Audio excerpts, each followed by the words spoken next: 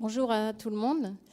Ravi d'animer cette table ronde que nous avons intitulée l'environnement tarifaire des établissements et services sociaux, médico-sociaux, année zéro des nouveaux paradigmes.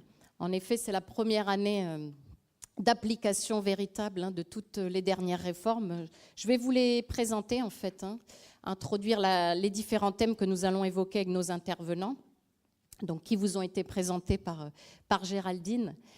On peut parler véritablement dans le secteur d'une révolution, même si on la sentait venir depuis, je dirais, 10-15 ans, et le secteur d'ailleurs s'est fortement mobilisé depuis de nombreuses années contre cette volonté d'aller vers un nouveau système de tarification qui ressemble quand même un petit peu à la tarification à l'activité dans le secteur sanitaire, on verra sous quels angles.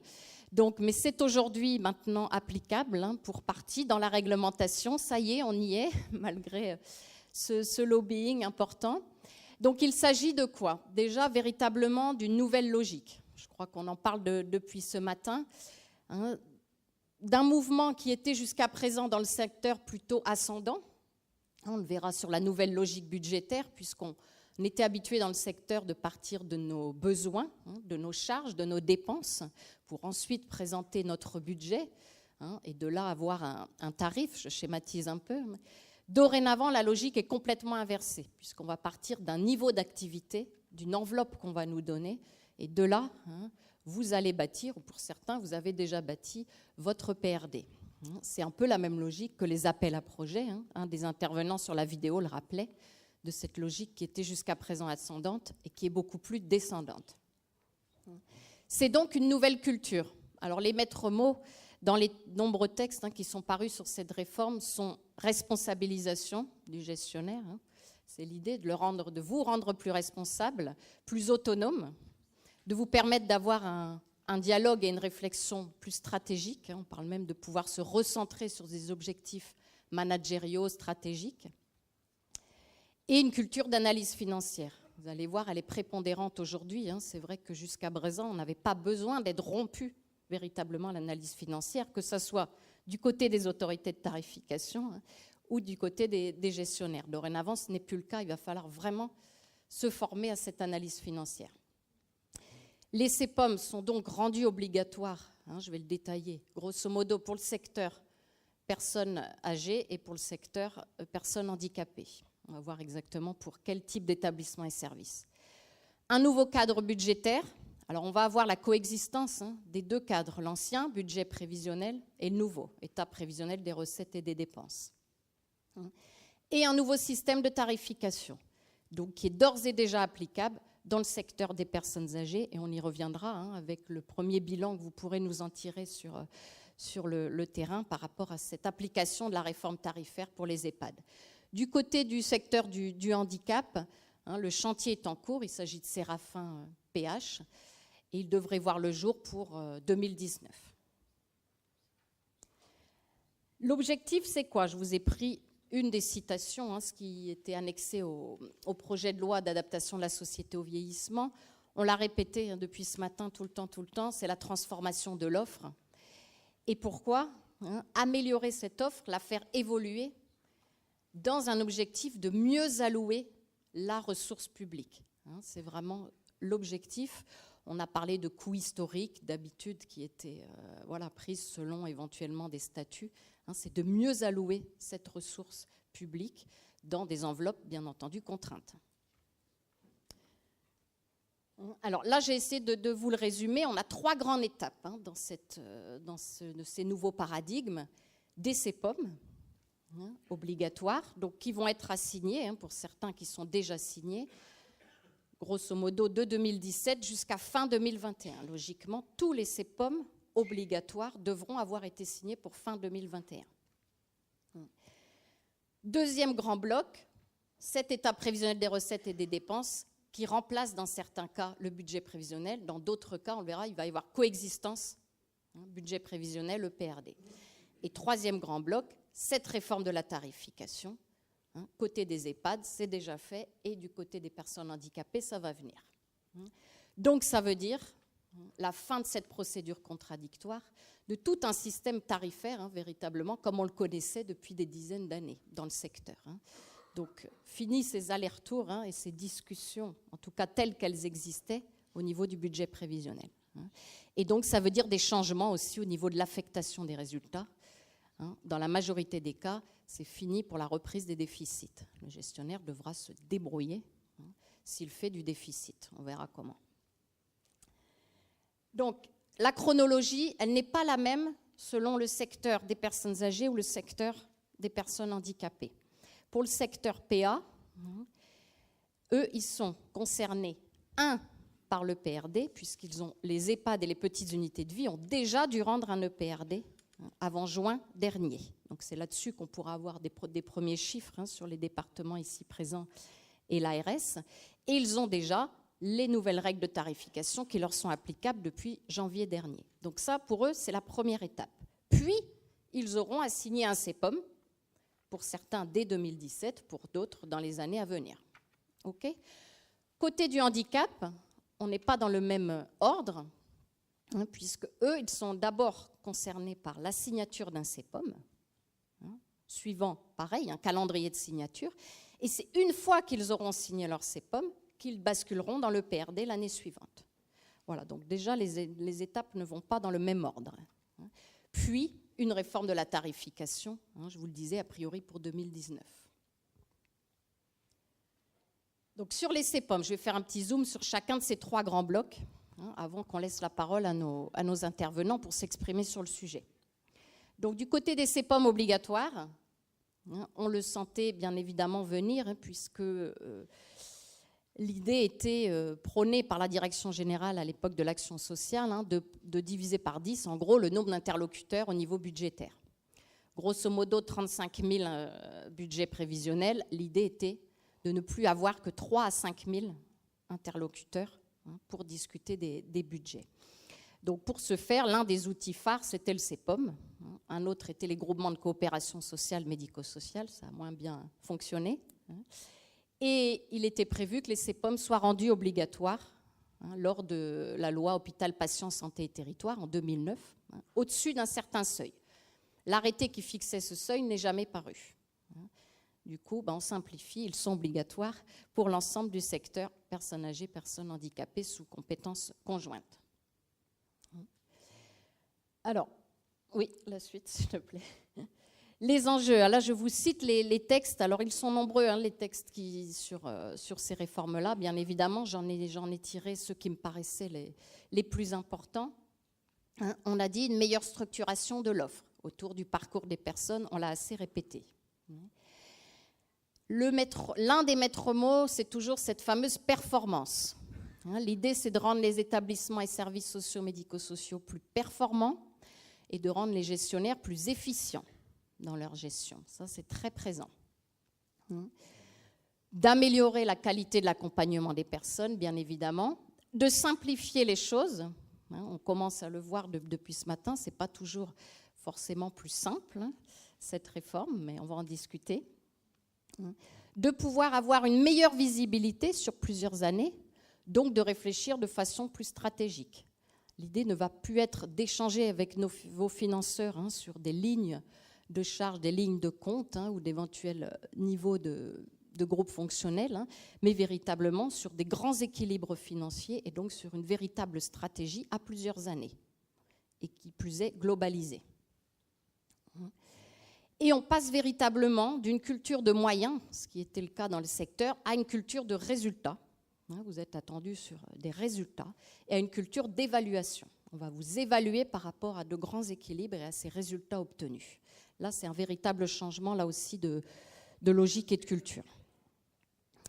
Bien évidemment, ça passe par des économies d'échelle, puisque tout cela encourage la mutualisation, le regroupement, pour faire des économies d'échelle.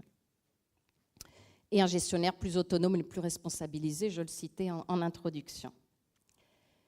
Alors, pour résumer, les CEPOM sont devenus obligatoires pour tous les EHPAD, toutes les petites unités de vie et tous les établissements et services pour personnes handicapées sous compétences tarifaires conjointes, ARS, conseil départemental. D'accord ? Donc vous les avez à l'écran. pour enfants et adultes handicapés, et également les SIAD, les ESAT. Ça, ce sont les cas de CEPOM obligatoires. Donc les gestionnaires n'ont pas le choix de signer, ce qui questionne déjà le C de CEPOM, contrat. Parce que peut-on véritablement parler de contrat lorsque vous n'avez pas le choix que de le signer? Première grande question. Ensuite, des cas de CEPOM facultatifs, dits facultatifs, puisque l'obligation n'existe pas au niveau réglementaire de les signer. Exemple pour les résidences autonomie, sauf que les résidences autonomie, si elles veulent percevoir leur forfait autonomie, elles doivent signer un CEPOM. Donc c'est quasiment plus du facultatif. Pour tout ce qui est accompagnement et aide à domicile, pareil, avec des modèles de CEPOM. Pour les SPASAD expérimentaux de même, a été créée une nouvelle catégorie de CEPOM, les CEPOM de restructuration de l'offre, c'est-à-dire qu'en cas de changement au niveau du schéma, par exemple, l'autorité peut demander à un gestionnaire de faire évoluer son offre, et à ce moment-là, ça sera transcrit dans un contrat pluriannuel d'objectifs et de moyens.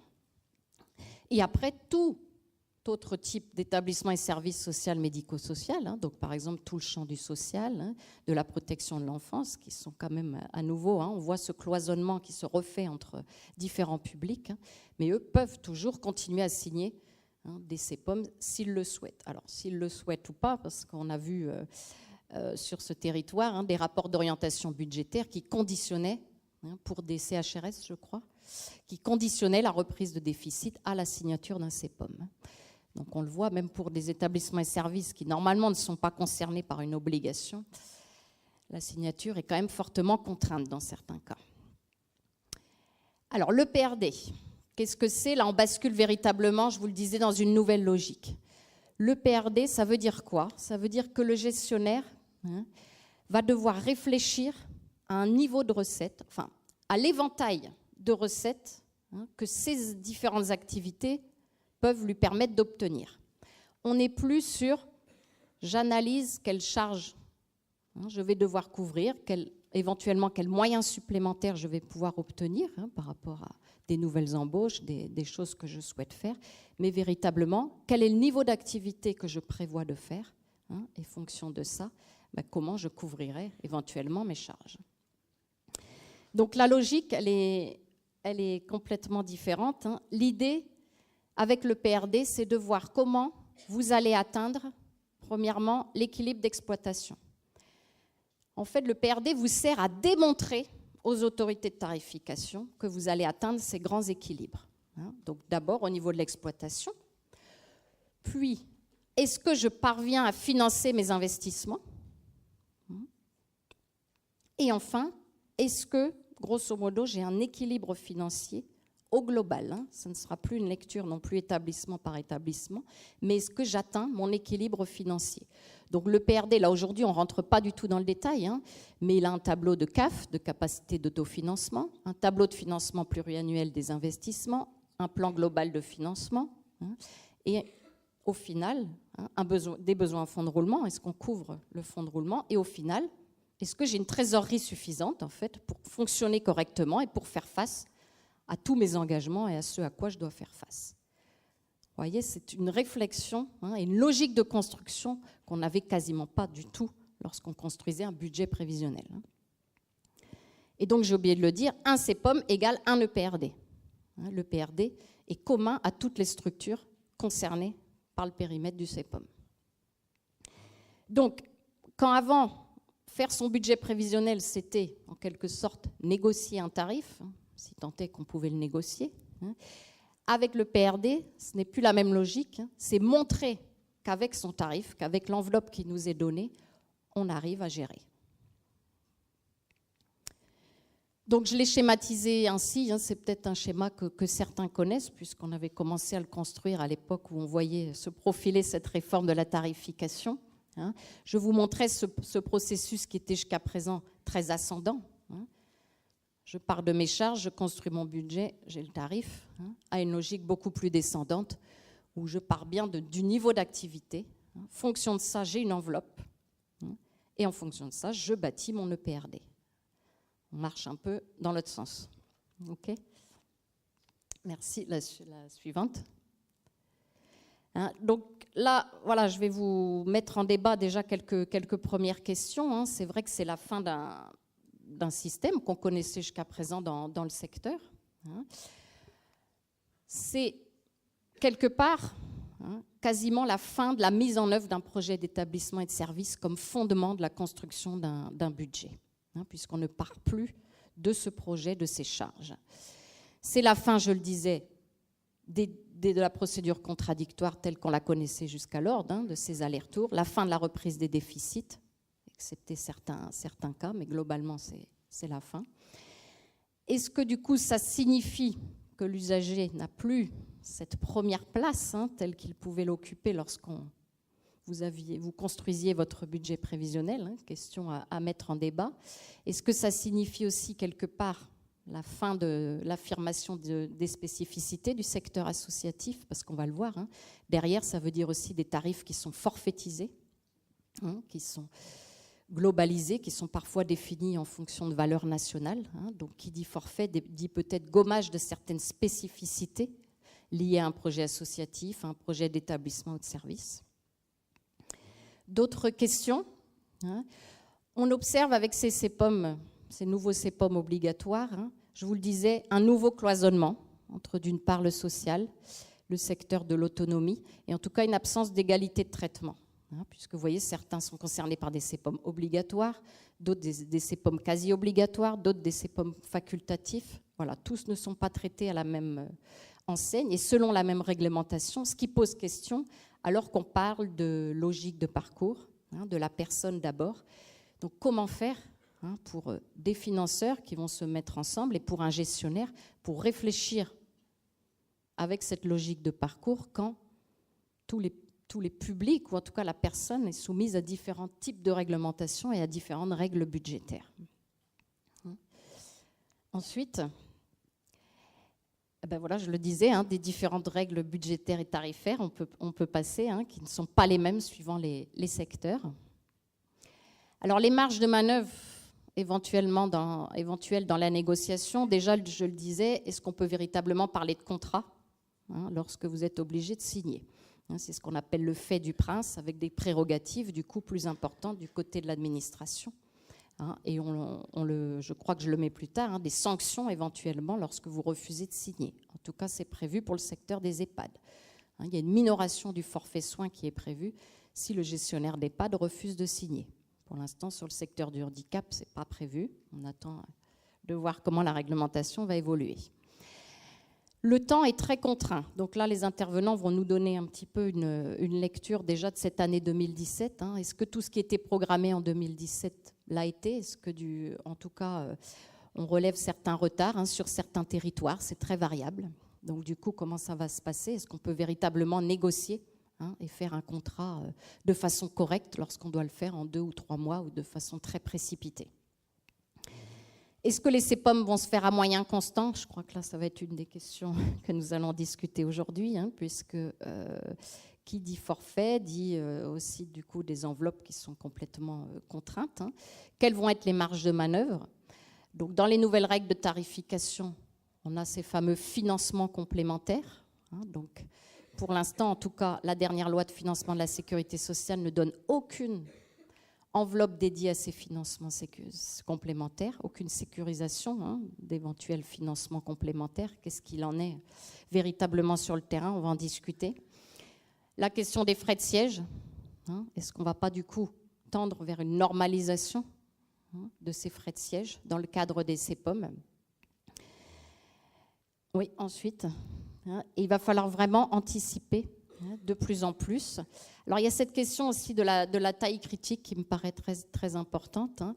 Est-ce qu'il ne va pas y avoir parfois des tentatives des autorités de fixer des normes de plus en plus et une certaine taille critique pour justement atteindre les nouvelles normes d'organisation pour pouvoir faire face à tous ces socles de fonctionnement, ce socle minimal de fonctionnement qui est souhaité, avec des stratégies en matière d'analyse financière qu'il va falloir éventuellement soit revoir, soit même mettre en œuvre, puisqu'on passe pour certains d'un prix de journée à une dotation globalisée, donc ça veut dire des impacts en matière d'analyse financière.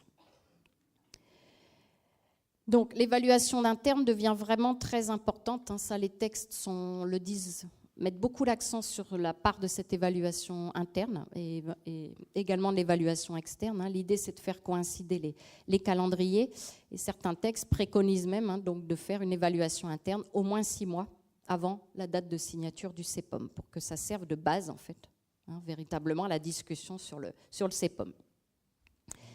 La démarche, une réponse accompagnée pour tous, on l'a largement évoqué depuis ce matin, mais l'idée, c'est que les référentiels et les nomenclatures qui ont été validées dans le cadre de cette démarche servent de guide, véritablement, de rédaction des CEPOM, que les gestionnaires dans le secteur du handicap se servent de ces nomenclatures pour écrire les CEPOM et pour définir leurs objectifs. Donc, est-ce que le CEPOM va véritablement devenir un peu le document de référence? Il va le devenir, le document de référence. Est-ce que ça va être un document qui va être quasiment opposable? On va voir véritablement quelle va être aussi la nature juridique de ce contrat. Je le disais, des sanctions en cas de refus de signature et une modulation en fonction du taux d'activité. Donc là, même si on attend les derniers textes, c'est vrai que cette notion d'activité, taux d'occupation devient vraiment centrale. On commence par définir son niveau d'activité. Donc c'est vrai que c'est là que ça devient véritablement stratégique. C'est quelque chose que vous avez à faire en octobre de chaque année. Et c'est partant de cette activité que votre enveloppe va vous être notifiée. Donc vraiment, cette notion d'activité devient centrale et stratégique. Et enfin, la difficulté autour des coupes, Pathos, GIR, puisqu'elle rentre, là on ne rentre pas dans le détail du calcul de l'équation tarifaire et des forfaits dépendance et soins, par exemple du côté des EHPAD, mais les GMP et les PMP rentrent pleinement dans le calcul du tarif, d'où l'importance. Et vous savez la difficulté que vous pouvez parfois avoir à avoir des coupes correctes ou qui soient validées à temps. Et là, elles rentrent pleinement dans le calcul du tarif. Ce sur quoi le réseau attire votre attention, c'est qu'effectivement, on va fonctionner a priori toujours sur des enveloppes contraintes. Donc si, on va le voir avec les nouvelles règles de tarification, il y en a qui y perdent, il y en a qui y gagnent, mais en tout cas, si beaucoup y perdent, la modulation sera sans effet et on continuera à fonctionner avec insuffisamment de moyens. Du côté des EHPAD, une tentative peut-être de déshabilitation, et on voit déjà quelques cas sur le terrain de déshabilitation à l'aide sociale de certains EHPAD face à ces nouvelles règles tarifaires.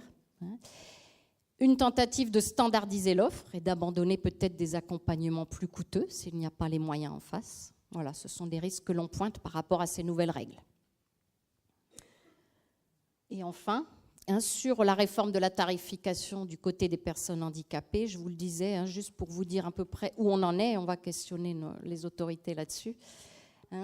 Les nomenclatures, les référentiels des besoins et des prestations ont été validés. Il s'agit maintenant de faire une étude nationale de coûts, de faire des expérimentations pour définir à terme, fin 2018-2019, un nouveau modèle tarifaire qui risque d'avoir un peu le look de celui qui est applicable pour les EHPAD. Donc voilà dans les grandes lignes. On va discuter de toutes ces thématiques-là avec les financeurs ici présents, les personnes